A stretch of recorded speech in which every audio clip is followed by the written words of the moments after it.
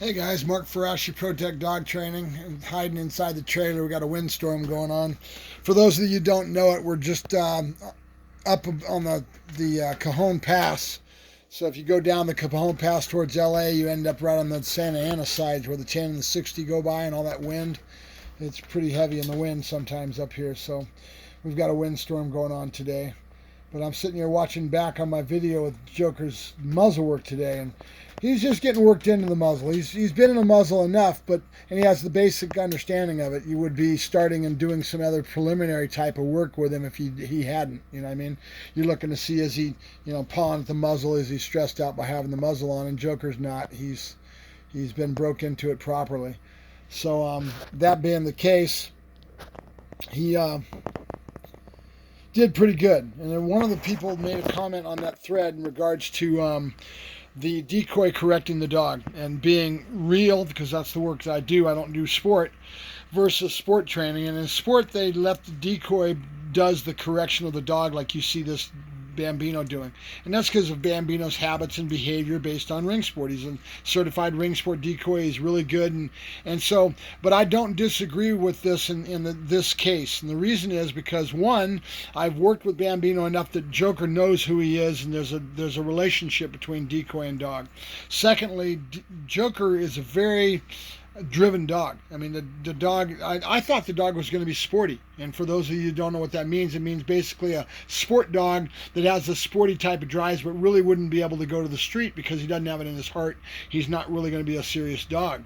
And not that sport dogs, there aren't a lot of them out there that are. Okay, they are. But at the same time, when we call it sporty, it means that basically the dog has enough to be able to get through the sport, but may not be able to go to the street. Okay, so the person made a comment in regards to the decoy correcting the dog and dominating the dog with his correction. And why would you let that happen if you're trying to have application and have attitude towards reality and on the street? And it's a valid point. He's totally right.